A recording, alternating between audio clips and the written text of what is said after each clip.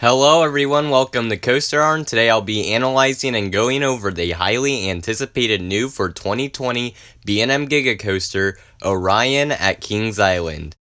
This coaster will feature a 300-foot drop and reach a top speed of 91 miles per hour. Orion will also feature a track length of 5,321 feet and have light blue track and white supports to match its space theme. And I think this is a nice color choice for the coaster, as it is unlike any of the other color schemes of any other major coasters at Kings Island. Along with the addition of Orion, the Area X space will also be renamed Area 72 and be themed to a secret research facility that has been studying the effects of spaceflight on humans for many years.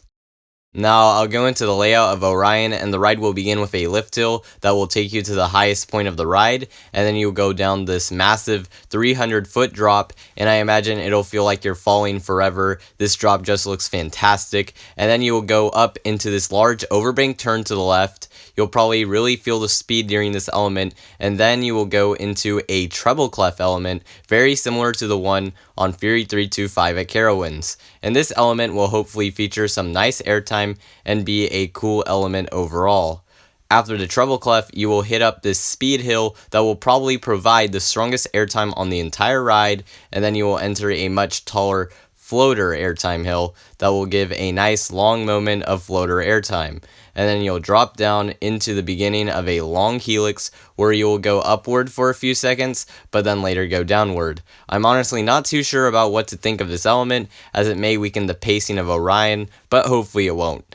Afterwards, you will head up into a high dive, which might provide sideways airtime, and then you will end your ride with one last airtime pop, and then head into the brakes.